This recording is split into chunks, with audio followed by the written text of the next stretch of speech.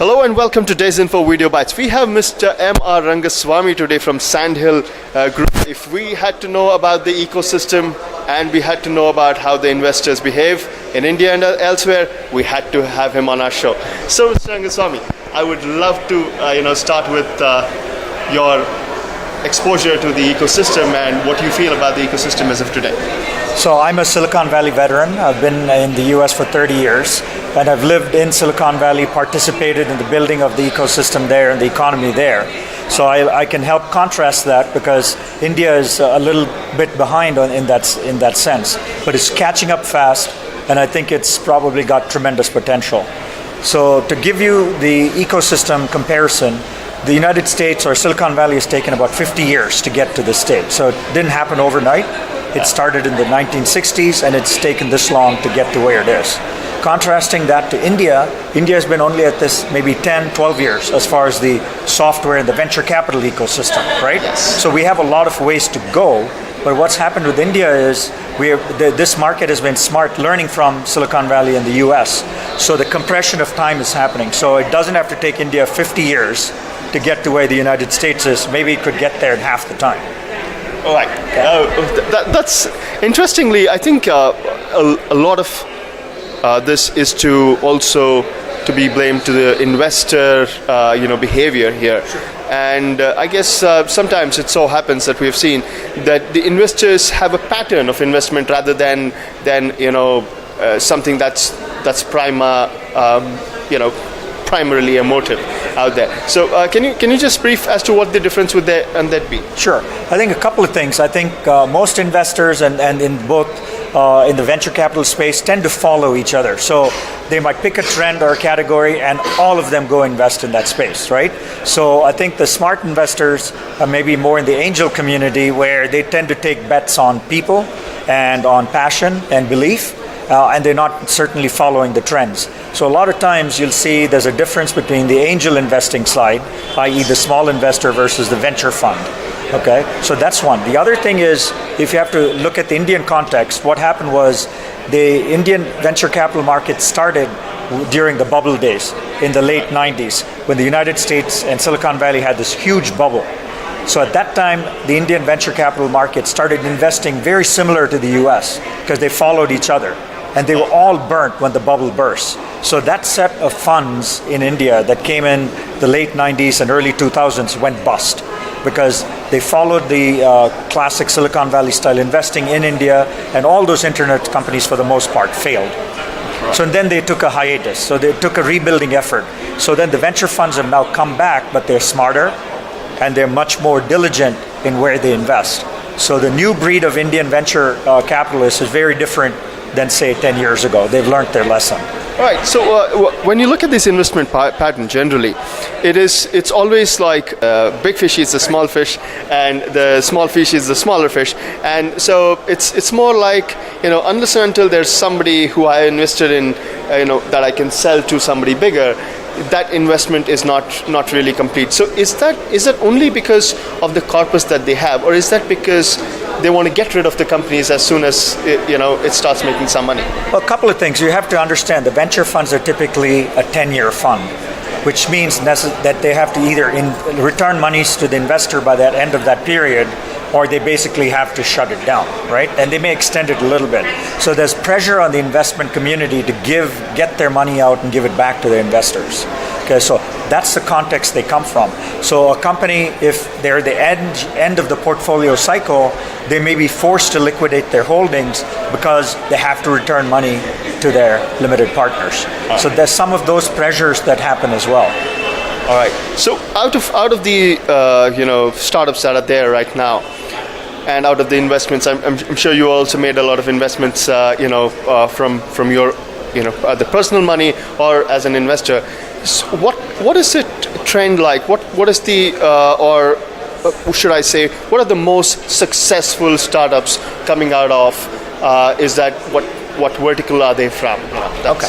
So again, the big trends, as you know, in the tech industry are cloud, mobility, and now big data. So those are the three big themes that typically investors are using to put money into. So let's look at each one of these, right? So within cloud, there's a whole set of companies.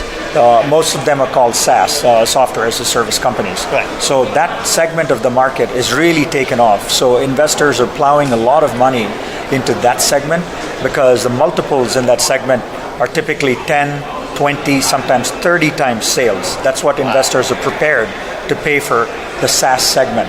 So that's red hot right now, both in the US and in India. So if you're a SaaS company, you're in a great shape to go raise money at very nice prices. Right. So mobility, that's the other thing. The smartphone market is exploding both in the United States and India. Right. So there's a tremendous amount of opportunities with games, with enterprise applications that can work on smartphones. And again, but this segment, you have to be careful. There haven't been too many IPOs. And exits. Yeah. So this is still much of an acquisition game for most exits. So I think the pricing in this area is still being formulated. It's not as rich, let's say, as the SaaS pricing. And then the final segment I said is big data. This is very, very new. It's a couple of years old in terms of investments. And companies in this space are getting outrageous valuations right now because this is supposed to be the next big thing. For example, there was a company in the United States called MongoDB, which is a database company. Their revenues are reported to be about $30 million, but they just got their round of funding at $1.2 billion, which is 40 times sales. So they're very rich valuations, again, to be had in the big data space. So that's red hot at this moment. Wow. So whenever a company is valuated, right? So we would like to know what is that you consider the most. When you look at valuation of company, because I've even seen companies coming to me and say, hey, you know what? We evaluated over 2 crores, but we don't have any revenue. We've not even started our website yet, but we value. So the valuation is kind of a gimmick that people are playing right now to get the most out of every investor. So is there some kind of a protocol? Is there some kind of a set? What do you say? 1, 2, 3, 4 for evaluation of a company? So this is a constantly changing game. Right. So the valuations sometimes favor the investor when markets are not that good, and sometimes valuations favor the entrepreneur when the valuations are bubbling up. So it goes in cycles. So right now I think it's a time where I think it sides and favors the entrepreneur and not as much the investor. Maybe a couple of years ago it was the opposite. Yes. In 2008 and 2009, the investor had the better share of the deals. But right now, with the public markets the way they are, with the NASDAQ markets reaching pretty extraordinary limits, I think now it favors the entrepreneur. So it goes back and forth. It's a game, and it's not one side or the other. Right now, it happens to be on the side of the entrepreneur. All right. So is there anything that you specifically want to say to a startup if they have to significantly increase their valuation, if they are in the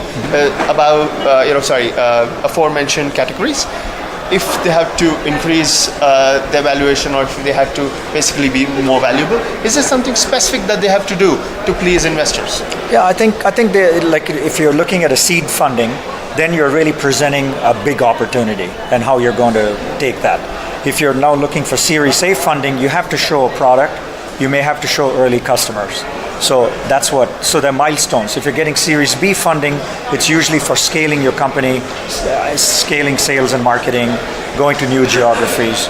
So these are all things, the milestones you have to meet at each phase to raise your round of funding. So it's going to be how ready the company is for that round of funding is going to be a key component of the valuation, and if investors are going to put money into that. And right? How important, now that you said the geographies part, how important is it that a product or now a productized service nowadays is actually should be able to scale to different geographies, or the inability to scale to different geographies? How important is that as a factor when you determine investment? So this is another new change and wrinkle in the system. Till about 2-3 years ago, most companies couldn't sell in India because that was not a big market. So they were forced to sell to other markets in Asia Pac, or Africa or like-minded emerging markets, or they had to take the expensive route of selling to Western countries like United States and Europe. So right now what's happened though is the Indian market itself has grown. For example, Gartner Group just came out and said the Indian enterprise software market is almost $4 billion. Yes. Right? So now there's an opportunity for companies in India to actually sell to Indian customers. This wasn't available to them 2 or 3 years ago. So I think it has changed where now companies in India are now taking a look at the domestic market first, so to see if there are opportunities before deciding to go to Western countries where it's a very expensive proposition, where you're going to need offices, you're going to need staffing, you're going to have a lot of travel between two places. So I think this is now shifting as we speak. All right, that's great. So I just wanted to probably conclude it with this. There is a lot of focus on social entrepreneurship as of today. And as I understand, the return on investment on social entrepreneurship is a delayed process. It's not as quick as it is in a commercial venture. So what is that motivates investors in investing in a social entrepreneur, and what is that will signify that this is the kind of a social entrepreneur that we would like to back?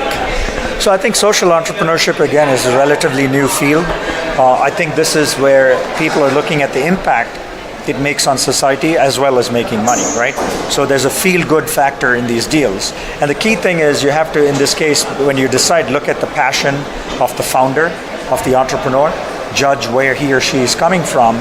That is going to be absolutely critical, because that determines whether this is kind of a deal you want to be involved in, because there's going to be this connection with the cause. Yes. Is as important as the money. So you better make sure if you're an investor, you're aligned with the cause. And if you're the entrepreneur, you better take money from an investor who is aligned with you. So it becomes even more critical investing in social deals. All right. Just an question to that one, which I can will help me understand that better. There's some people I've spoken to, and they said, I was saying social entrepreneurship does not make money, and they said you're completely wrong. It makes more money than a commercial venture. So how far is that true? I haven't frankly studied that market that well to know one way or the other. But again, like I said, any enterprise has to be sustainable. Right. And to be sustainable, you have to bring in more money than goes out, right? So I look at it more on that basis. I've not made investments in social ventures. I only make investments in startups, or I make investments in nonprofits. So I've never really delved into this whole space. But friends who've done it either seem to be lined up with the cause, and that seems to be the motivation in doing it. All right. So if you are a social entrepreneur or a commercial entrepreneur, as long as you have your basics straight, and as Mr. Rangaswamy said, if you have the passion and if you have the dedication to prove yourself, then you're going to go in for it. Thank you.